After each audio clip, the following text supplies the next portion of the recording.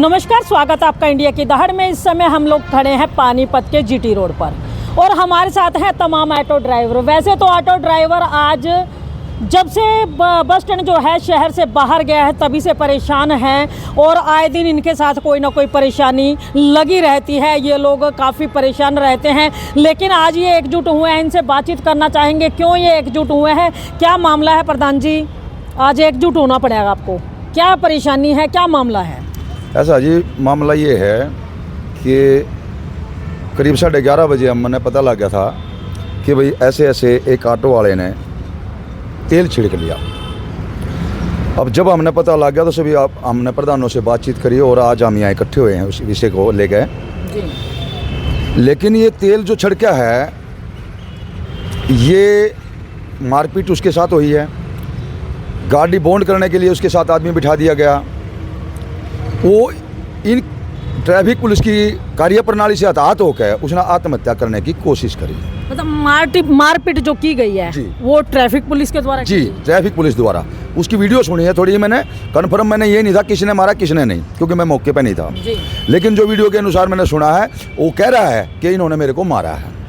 ये तो है जी ये। और जो ऑटो का विषय है, जब से पानीपत में ये बस स्टैंड वहाँ से गया है और ये अमित शाह की जो बस चली है, इसके लड़के की, ये दो हरी जो बसें हैं JBM की। हाँ जी, ये इन बसों ने पूरे जीटी रोड पे कब्जा कर रखा है। और इसके साथ प्राइवेट व्हीकल जो चलते हैं उन्होंने, पता नहीं क्या कारण है कि प्राइवेट व्हीकल जिसका परमिट तक नहीं होता, प्रशासन मुलाजिम के सामने खड़ी होकर भरता है, उसका चलान नहीं होता और ऑटो वाले को कामड़े लगते हैं, मारपीट होती है और बॉन्ड गाड़ियों में। ये समझ में नहीं आ रहा आखिर क्या कारण है। दूसरी बात, हम GM साहब से भी मिले थे अपनी मांगों को लेकर, DC साहब को भी मिले थे और आज से 10 साल पहले से लेकर आज तक लगातार 20-25 बार हमने प्रशासन को ज्ञापन दे रखे हैं। प्रशासन चेक कर सकता है कि पार्किंग के लिए आज तक पानीपत में हमारे को पार्किंग नहीं दी गई।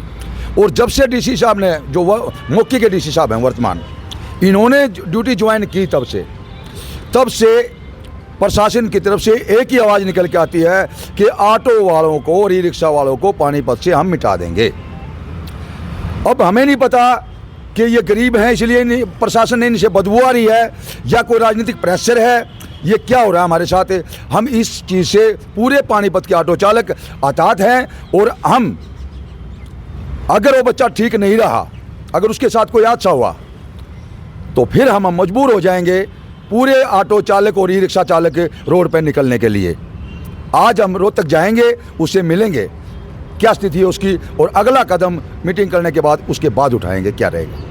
तो ये जो अभी आप कह रहे हो कि पूरा ऑटो चालक जितने हैं पानीपत डिस्ट्रिक्ट के सब रोड पर आएंगे, हाँ, ये चेतावनी है प्रशासनिक अधिकारियों और नेताओं के लिए? जी हाँ, अगर उस लड़के के साथ कुछ हादसा बनता है तो प्रशासन के लिए और नेताओं के लिए चेतावनी है कि आने वाले समय में प्रशासन को और नेताओं को, बीजेपी के नेताओं को ये एहसास जरूर कराएंगे ऑटो वाले, रिक्शा वाले, कि किसी गरीब को सताना क्या रंग ला सकता है। अच्छा, सुनने में ये आता है कि ऑटो वाले भी, उनको एक लाइन दी जाती है कि आप यहाँ से यहाँ चलो, फिर वो रोडों के बीच में आ जाते हैं, जिससे पुलिस प्रशासन की मजबूरी बन जाती है उनके चालान काटना या उनको धमकाना, इस तरीके की। ऐसा जी, जो ये लाइन वाली बात आपने कही है, हमारे ज्ञापन आप चेक कर सकते हैं, जितनी बार हमने प्रशासन को ज्ञापन दिया है, हमारे को प्रशासन द्वारा 4 लाइन पे चलने के लिए कहा जाता है और हमने हर बार प्रशासन का साथ दिया है। लेकिन अफसोस की बात यह है कि आज तक, मैंने 17 साल हो गए ऑटो चलाते हुए, ये 4 लाइन ठीक नहीं हुई प्रशासन पे। इतने बड़े बड़े खड्डे हैं, छोटे छोटे हमारे व्हीकल हैं, जिससे हमारा हर रोज़ काफ़ी नुकसान होता है। वो एक बात। दूसरी बात, रोंग साइड चलने वाले जो लोग हैं वो प्रशासन से नहीं रुके। वो हमारे साथ माँ बहन की गाली गलौच आए दिन होती है ऑटो वालों के साथ, ई रिक्शा वालों के साथ। लोडिंग की जो ई रिक्शा, छोटी रिक्शाएँ होती हैं, वो इनसे नहीं रुकी। ये अपनी ड्यूटी की नाकामियों को छुपाने के लिए ऑटो वाले का दोष निकालते हैं और हमने हर बार प्रशासन को आश्वासन दिया है कि ऑटो वाला प्रशासन के साथ मिलकर चलेगा। लेकिन हमारे को अगर 4 लाइन खाली मिल जाए तो हमें जीटी रोड पर आने की ज़रूरत नहीं है। लेकिन दुख की बात है, कारें खड़ी रहती हैं, कोई कुछ नहीं कहता किसी को, लेकिन जैसे ही ऑटो वाला जीटी रोड पे आया, भारी भरकम चलान करा जाता है और उसके साथ मारपीट करी जाती है, जिसका उदाहरण अतात होगा जिसने ये कोशिश करी आत्महत्या करने की। मैं प्रशासन से ये मांग करूं कि इन चीज़ों में सुधार करा जाए। और हमारी जो मांगे हैं, अब एक बताइए, गर्मी आ गई, कम से कम 7-8 हज़ार ऑटो रिक्शा हैं पानीपत के अंदर, 8-10 हज़ार। किसी भी ई रिक्शा और ऑटो चालक के लिए कहीं ऐसा नहीं है कि किसी के साथ पेट में दर्द हो जाए या कोई बाथरूम का लग जाए। कहीं पानीपत में ऐसा नहीं है कि एक ऑटो वाला रोक के कहीं बाथरूम तक कर ले, कहीं चाय रोक के बैठा ले। क्या अफसर जो बैठे हैं, जो एसी में बैठे हैं, उनको नहीं पता कि भाई इंसान के साथ कोई भी हादसा कभी भी हो सकता है? हमने बार बार ज्ञापन देने के बाद आज तक इस बीजेपी सरकार में हमारी कोई सुनाई नहीं हुई। लेकिन मैं इतना जरूर कहना चाहता हूँ ऑटो वाले की तरफ से कि जो जाति इन्होंने गरीब जनता के साथ की है, आने वाले टाइम में जनता उसी हिसाब से इनको जवाब भी देगी। आप कह रहे हो कि कोई मतलब आपके साथ इंसाफ वाली बात नहीं की सरकार ने। जी, सरकार तो ये कहती है हम तो गरीब मजदूर कमेरे और किसानों के हितैषी हैं, इनकी आय डबल करने का काम करते हैं। आप ये कहते हो आपके पक्ष की कोई बात ही नहीं करी। देखो ऐसा जी, कैसे? मैं ज़्यादा बड़ी बात नहीं कहूँगा सरकार के बारे में, क्योंकि मैं एक अनपढ़ आदमी हूँ। लेकिन पढ़े लिखे अंधविश्वासियों को एक चीज़ मैं ज़रूर बताना चाहूँगा कि मैं अनपढ़ होते इतना ज़रूर समझ गया हूँ कि इस बीजेपी सरकार में सिवाय पूंजीपतियों के गरीब आदमी का भला नहीं हो सकता, किसी भी सत्र पे नहीं हो सकता। उदाहरण के तौर पे हम ऑटो वाले हैं। ऑटो वाला का पिछली सरकार में कांग्रेस की टाइम में टैक्स माफ़ हुआ, जुर्माने माफ़ हुए। कांग्रेस के टाइम में हमारे बहुत कुछ माफ़ हुआ, हमें राहत दी गई थी। लेकिन इन्होंने आते ही हमारी पासिंग भी डबल कर दी, चलानों के जुर्माने डबल कर दिए। आज जो एक बार ऑटो वाले का चालान हो जाता है तो अगली किस्त भरी नहीं जाती। रोटी खाने पर मोहताज, रोटी भूखा मरने पर मोहताज हो रहा है, रोटी नहीं पूरी कर पा रहा। रही बात जो ये इतने बड़े बड़े, मैंने तो एक बात तो देखी, जो सुप्रीम कोर्ट के आदेश आ रहे हैं, मैं ज़्यादातर सुप्रीम कोर्ट के निर्णय को देखता हूँ, सुप्रीम कोर्ट की कार्रवाई प्रणाली को।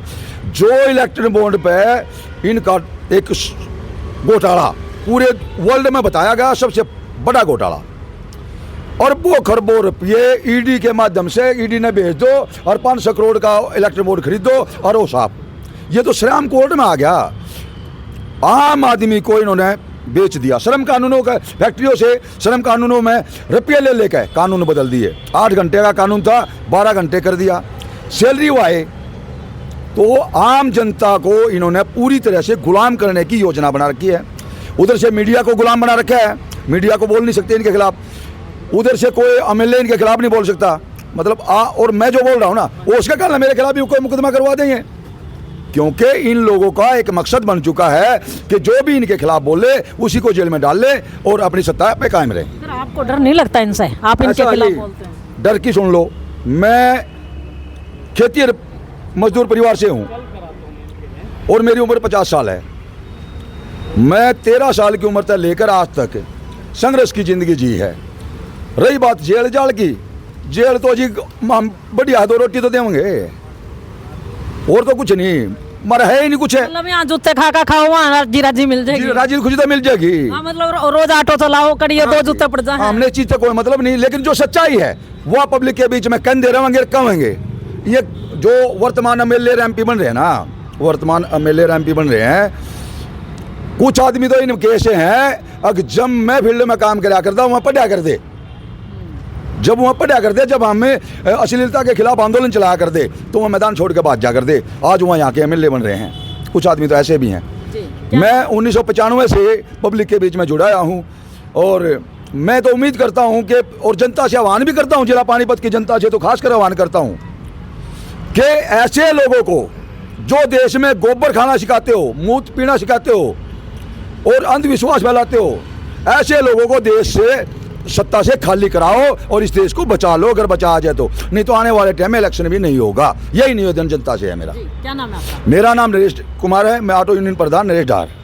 तो देखिए, ऑटो यूनियन के प्रधान हैं नरेश कुमार हमारे साथ और उनका कहना है कि जो ये अंधविश्वासी पार्टी है, जो लोगों के अंदर अंधविश्वास फैला करके, लोगों को भटका करके, लोगों को गुलाम बनाने का काम कर रही है, उस पार्टी के खिलाफ एकजुट होकर के जनता को कार्रवाई करनी चाहिए। अगर इनकी कार्रवाई अब की बार चल गई तो तमाम देश को गुलाम होने से कोई नहीं बचा पाएगा। और बात जो है निकल करके सामने आई है कि कल एक ऑटो चालक ने, जी हाँ, ऑटो चालक ने जो हमारी ट्रैफिक पुलिस है उनकी कार्यवाही से आहत होकर के अपने ऊपर पेट्रोल छिड़क करके खुद को आग लगा ली, जो आज पानीपत के सिविल हॉस्पिटल से रोहतक पीजीआई में रेफर हो चुका है। उसकी हालत नाजुक बनी हुई है और इनका कहना है कि अगर उस बच्चे के साथ कुछ भी अनहोनी घटना हो जाती है तो ये तमाम ऑटो ड्राइवर जो हैं रोड पर आकर के प्रशासनिक अधिकारियों और नेताओं के खिलाफ होकर के एक ऐसा संघर्ष शुरू करेंगे जिसकी शुरुआत तो होगी, लेकिन उसका अंजाम क्या होगा वो नेताओं और प्रशासनिक अधिकारियों पर डिपेंड करता है। एक भाई और हैं हमारे साथ। भाई साहब अभी बातें कर रहे थे, आप ये कह रहे थे कि आपके पास फ़ोन आया था कल उस भाई का। मेरे पास फ़ोन आया था करीबन 6:30 बजे, तो उसने कहा भाई मेरे को एक ट्रैफिक पुलिस वाले ने पीटा है, तो मैंने कहा अब आग लगा के आत्महत्या करूँगा, क्योंकि ऐसी ज़िंदगी से तो मरना बेहतर है। इधर तो काम नहीं, इन्होंने बसों ने ऐसी तेज़ी कर रखी है, इधर से इन्होंने कहा, मैंने कहा भाई साहब 20 मिनट रुको, मैं आपके पास जल्द से जल्द वहाँ पहुँच रहा हूँ। मैंने तुरंत एक्शन लिया, कोई सवारी नहीं आई, तुरंत मैं उसके पास आया, तो इतने में उन्होंने उसको पुलिस वालों ने फिर ज़बरदस्ती पहले तो उसको थप्पड़ चट्टू मारे, फिर उसको ले जाने के लिए गाड़ी इंपाउंड करने के लिए ले जाने लगे। फिर वो पता नहीं गाड़ी में तेल रखा था कहाँ से लगा, उसने फिर खुंदक में आके आगे जाके आग लगा ली। मेरे आने से पहले वो कार्रवाई इन्हें कर दी। उसके बाद मैं तुरंत उसके वहाँ से अपने सिविल हॉस्पिटल में पहुँचा, उसको देखा, फिर मैंने रोहतक पीजीआई के लिए वो करी है, रोहतक पीजीआई उसको भेजा गया है। अब हमारी परेशानी है भाई, सारे ऑटो यूनियन मिलके मीटिंग करके फिर हम रोहतक जाएंगे। उसके नाम क्या है भाई साहब आपका? मेरा नाम नफीस खान है जी। नफीस, जब आपको ये सारी सूचना मिली, जब यहाँ पहुँच गए आप, तो आपने कहीं इस बात की जानकारी किसी और से लेने की कोशिश करी या उसी की बात पे आपने गौर करके आगे? मैंने वहाँ जानकारी ली है और कितने जगह के मुलाजिम को उसने एक तो थप्पड़ मारे हैं, ऊपर से फिर उसको ज़बरदस्ती गाड़ी में ले जाके और भाई इसको बॉन्ड करने लिए। जब उसने पहली बात तो अब सर का राइट नहीं बनता धड़ाक मारने का, अगर उसने गलती की थी तो उसका चालान करने का उसका राइट बनता था, लेकिन धड़ाक मारने का कोई राइट नहीं बनता, क्योंकि 2 रोटी सब खाते हैं, मेहनत मजदूरी करते हैं, कोई चोरी तो नहीं कर रहा था और ढक्कन डाला था। पुलिस का क्या राइट बनता है भाई धड़ाक मारने का रोड पे चलने वाला? ड्यूटी वो दे रहा, तो ड्यूटी अपने बच्चों का पालन पोषण करने के लिए वो भी दे रहा है। तो प्रशासन की यहाँ गलती है, अगर उसके धड़ाक मारा था तो दूसरे मुलाजिम को उसको समझा के बुझा के उसको छोड़कर भेज देना था, तो बात वहीं की वहीं ठंडी पड़ जाती। उसने अपने आत्मा को कि मतलब ऐसी ज़िंदगी से तो मरना बेहतर है, उस करके उन्हें आग लगाई है। ये प्रशासन ने इतना दबाव बना रखा। अभी 2 महीने के अंदर ये तीसरा वाक़या है। एक हमारा सचिन प्रधान है, जो ये बसें चल रही है, बस के इंस्पेक्टर ने उसकी हाथापाई करी, फिर उसकी गाड़ी को सीज करवाई। उसने 10-10.5 हज़ार भर के वो गाड़ी छुड़वाई। उसके बाद 20-25 दिन बाद उसके भाई की गाड़ी टूल टैक्स पे रोक की गई, उसके भाई के साथ हाथापाई हुई, फिर उसकी गाड़ी बॉन्ड करवाई। तीसरा वाक़या हुआ, मतलब टेम्पो वाला और ई रिक्शा वालों के साथ ट्रैफिक पुलिस ने और DC SP ने वो दबाव बना रखा कि इनको खो दो सिस्टम से। ये नहीं देखते गरीब आदमी मेहनत मजदूरी करे, अपने बच्चों का पालन पोषण करे, 4-4, 5-5 लाख की गाड़ी ले रहे हैं, इनका पालन पोषण ये किस्त कहाँ से भरेगी? दूसरा, 6 महीने पहले हम सारे यूनियन वाले मिलके MLA साहब के पास गए थे, भाई हमें सर्विस रोड खाली करवा के दो और इसकी रिपेयरिंग करवाओ, हम सर्विस रोड पे चलने के लिए तैयार है, लेकिन हमारे चालान ना कटे। MLA साहब ने हमें आश्वासन दिया था कि तुम्हारे 20 करोड़ रुपए टेंडर के पास हो रहे हैं और 2-4 दिन या हफ्ते के अंदर आपका काम चालू हो जाएगा, लेकिन आज तक ना तो कोई सर्विस रोड बना, ना ही सर्विस रोड पे से रोंग साइड से आने वाले व्हीकल रुके। सर्विस रोड पे सारी कारें आज भी धड़ाके से खड़ी होती है, किसी की हिम्मत नहीं को रोक दे उनको, क्योंकि वे बड़े बड़े पूंजीपति की कारें हैं। और गरीब आदमी ऑटो वाला, ई रिक्शा वाला, उसके सीधा लट या धड़ा गया गाड़ी चालान। 500 रुपया चालान तो ऐसा कर दिया जैसा कि 2 रुपये दिए हो, और टेम्पो वाले के लिए 500 रुपये कमाना पूरे दिन की दिहाड़ी है। लेकिन प्रशासन इस बात को नहीं देख रहा, अपने बच्चों का पालन पोषण कहाँ से करा? 500 रुपये तो ऐसे कर दिए इन्होंने, चाहे कागज़ है या नहीं है, 500 का नोट है या ना। अगर 500 का नोट दे दिया तुरंत तो 500 की पर्ची काट दी, नहीं तो 10,000 का चालान तो देना पड़ेगा। ये 10,000 का चालान भुगतने के लिए ऑटो वाला तो 6 महीने के लिए पीछे चला गया, उधर से उसका विकल्प बंद होगा, वो कैसे जाएगा? अपनी वाइफ के जेवर रखेगा, किसी अंगूठा लगाएगा, 10 रुपये सैकड़े पैसे लाएगा, तब वो गाड़ी मेट्रो छुटवाएगा, फिर इतने पार्टने में वो साल भर पीछे चला गया। बच्चों की पढ़ाई का भविष्य खत्म। जिस व्यक्ति ने खुद को आग लगाई उसका क्या नाम है? अकरम नाम है उसका, कहाँ का रहने वाला है? उसका साई कॉलोनी का उजा रोड का रहने वाला है। उसके पास अभी हम जाएंगे क्योंकि वो आगे का डिसीजन हम उससे मिल के देख के उसकी क्या प्रक्रिया है। जब हमने भेजा था उम्मीद थी कि वो ठीक हो जाएगा, लेकिन सुबह से हम फ़ोन मिला रहे हैं, फ़ोन मिल नहीं पा रहा। तो कोशिश हम सारे यूनियन के सलाह करके रोहतक जाएंगे, उसका मौका मैंने देके फिर आगे की प्रक्रिया जब उठाएंगे। लेकिन जो दबाव बना रखा ना पुलिस पे भी, नेताओं ने ऐसा दबाव बना रखा कि पुलिस का और इनका टेम्पो वालों का आपस में भिड़ते रहे। कई जगह पुलिस पे भी इतना प्रेशर बना रखा है कि पुलिस वाले भी रोटी भी नहीं खा पाते, ड्यूटी पे खड़े रहते हैं। अगर नेता का कुत्ता आ जाए तो रोड खाली, कोई मरता है तो मरो, लेकिन पुलिस वालों की भी नाक में दम कर रखा है। ऊपर का प्रेशर इतना है बहनों का, भाई हम क्या करें, हमें ड्यूटी करनी। अगर ड्यूटी करनी तो फिर छोटे व्हीकल वालों को अब की बार फिर कह रहे हैं, अब की बार तीसरी बार फिर बीजेपी सरकार इनके लगेगी झाड़ू। पब्लिक इतनी परेशान होगी हद से ज़्यादा। ये हमारी ऑटो वालों की समस्या सुन लो।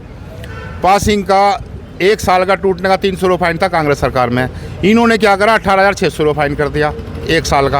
अच्छा, मतलब पासिंग अगर एक बार टूट गई तो 50 रुपये रोज का फाइन, 50 रुपये पर डे जुर्माना। अच्छा, उसके ऊपर पासिंग में कितने लगते हैं? पासिंग में 600 रुपये लगते पहले कांग्रेस सरकार। 600 रुपए की पासिंग में 18,000 प्लस का जुर्माना है महीने का। जुर्माना कर दिया साल भर का।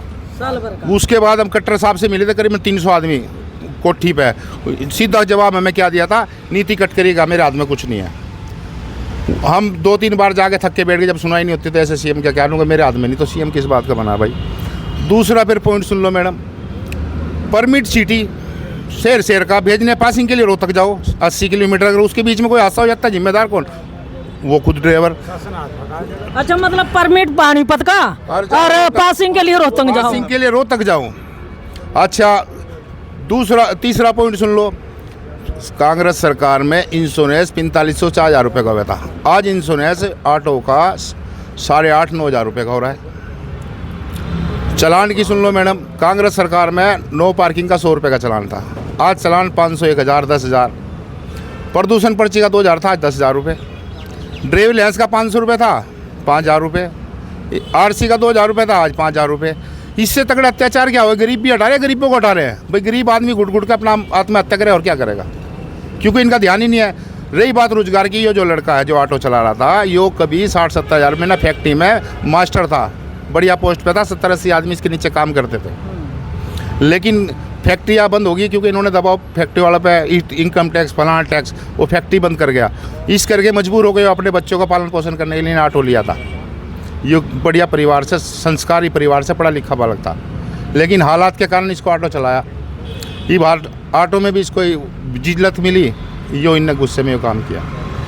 क्योंकि प्रशासन का मान लो मुलाजिम था, मानते मुलाजिम को गुस्सा आता है, ट्रैफिक चलाने में गुस्सा आता है, लेकिन अगर उसने दलाग मार दिया तो दूसरे मुलाजिम को उसको संतुष्टि दे के भाई इसकी तरफ से मैं माफ़ी चाहता हूँ, आगे नहीं होगा, तो इसको छोड़ देना था। लेकिन प्रशासन ने गलती करी है कि पहले तो मार दे, दूसरा उसको थाने में भेजने के लिए। ये उन्होंने सोचा बेइज्जती भी कर दी, मार भी दिया, ऊपर से मेरी गाड़ी भी बंद होगी, कहाँ छुड़वाऊँगा, 3 बार के भी 3 दिन रह रहे हैं। तो ऐसा अत्याचार इस सरकार में, बीजेपी में हो रहा है।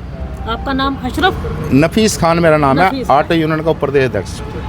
तो देखिए, नफीस खान हमारे साथ हैं, ऑटो यूनियन के पदाधिकारी हैं, क्योंकि इनकी अपनी एक यूनियन है। तमाम ये लोग जो हैं पदाधिकारी भी हैं और अपनी अपनी कार्यकारिणी का जो काम है वो भी बखूबी निभाते हैं, लेकिन उसके बावजूद प्रशासनिक अधिकारियों और नेताओं की ज्यादती का जो जुल्म दिन प्रतिदिन इनके ऊपर ढह रहा है, उसके चलते हुए ये लोग काफ़ी परेशान हैं। आपने देखा किस तरीके कहते हैं कि 600 रुपये का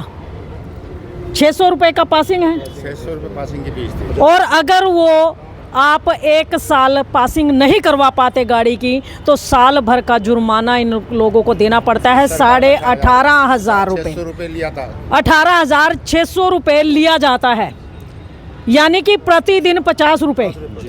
जितने दिन ये लेट करते जाएंगे उतने दिन वो जो इनका जुर्माना बढ़ता जाएगा। पहले क्या होता था, अगर 1 साल पासिंग नहीं हुई, अगले साल लगाई तो डबल पैसा लगाते थे, 600 का 1200 लग जाता था। 300 कांग्रेस सरकार में 300 फीस थी, फिर उन्होंने 600 रुपये कर दी इनकी सरकार आती। जुर्माना उसमें भी लगता था, जुर्माना 300 रुपये सालाना था सिर्फ। पहले सरकारी फीस पासिंग की 300 रुपये थी, फिर अगर टूट जाती थी 1 साल की तो 300 रुपये फाइन, तो 600 रुपये में पासिंग हो जाती थी। तो देख सकते हैं किस तरीके 300 रुपये पासिंग की थे, 300 रुपये एक्स्ट्रा भर करके साल भर की पासिंग इनकी गाड़ियों की हो जाती थी। लेकिन अगर बात जुर्माने की जाए तो वो हज़ारों गुना बढ़ा दिया गया है। अगर बात चालान की जाए, पहले 100 रुपये का जो चालान होता था, आज 500 रुपये, 1000 रुपये का है। अगर कोई आर्ग्यूमेंट करता है किसी पुलिस के नुमाइंदे के साथ, तो वही चालान 500, 1000 से लेकर के 10,000, 20,000 तक पहुंच जाता है। इसी तरह की तमाम ज्यादतियां ऑटो चालकों के साथ हो रही हैं और इनका कहना है कि जब से ये पुराना बस स्टैंड यहाँ से शिफ्ट होकर के नया बस स्टैंड शिवा में चला गया है, तब से इन लोगों के साथ सौतेला व्यवहार किया जा रहा है। और कहीं ना कहीं प्रशासनिक अधिकारी और नेताओं का एक ही मानना है कि किसी तरीके इन ऑटो चालकों को इतना मजबूर कर दिया जाए, या तो ये ऑटो चलाना छोड़ करके अपने घर बैठ जाएं, या फिर जिस तरह का कदम अकरम ने उठाया है उसी तरह का कदम ये भी लोग भी उठाएं और अपनी ज़िंदगी के साथ खुद खेल जाएं और किसी तरह की प्रशासनिक अधिकारियों या नेताओं पर आंच भी ना आए और ये कार्रवाई भी कर जाएं और बचाव भी इनका रह जाए। तो इसी तरह के तमाम ऑटो ड्राइवरों का कहना है, उनका कहना है कि अगर प्रशासनिक अधिकारियों और नेताओं का यही रवैया रहा तो आने वाले समय में ये लोग तमाम ऑटो ड्राइवर, जितने भी पानीपत के ऑटो ड्राइवर हैं, एकजुट होकर के रोड पर प्रदर्शन करने के लिए मजबूर होंगे और उन तमाम हालातों के जिम्मेदार होंगे ये प्रशासनिक अधिकारी और नेतागण।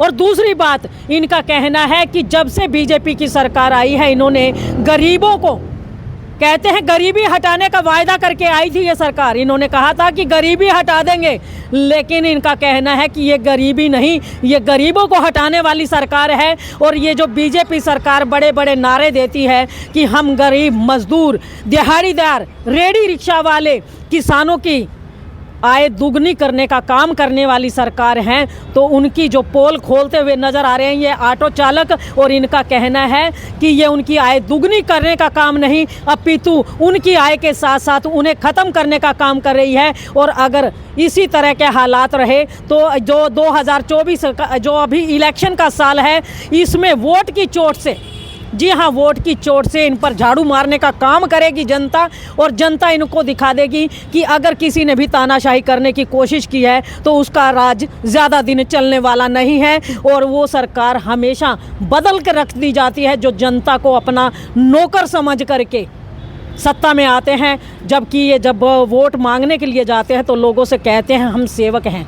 जब सेवक मालिक बनने के सपने देखने लगे तो जनता फिर ऐसे मालिकों को ही बदल करके रख देती है। और वही काम आज ऑटो ड्राइवर कह रहे हैं कि आने वाले समय में ये लोग करेंगे।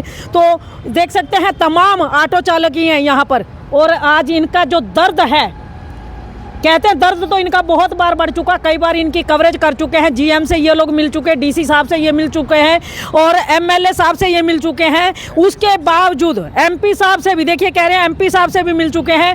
तमाम नेताओं और प्रशासनिक अधिकारियों से मिलने के बावजूद इनके साथ जो ज्यादती की जा रही है, इनके साथ मारपीट की जाती है, मोटे मोटे चालान किए जाते हैं। आज एक अकरम ने अपने ऊपर पेट्रोल छिड़क करके आग लगाने का काम किया है। अगर इसी तरह से प्रशासनिक अधिकारियों और नेताओं का रवैया चलता रहा तो शायद आने वाले समय में यह हादसे बंद होने की बजाय शायद और बढ़ जाएं, क्योंकि बर्दाश्त की भी कोई हद होती है। तो ये सारी की सारी लाइव तस्वीरें आपको इंडिया की दहाड़ के माध्यम से दिखाई जा रही है। खबर को ज़्यादा से ज़्यादा शेयर अवश्य कीजिए, लाइक भी कीजिए, चैनल को फॉलो करना ना भूलें। इंडिया की दहाड़ के लिए रमा देवी।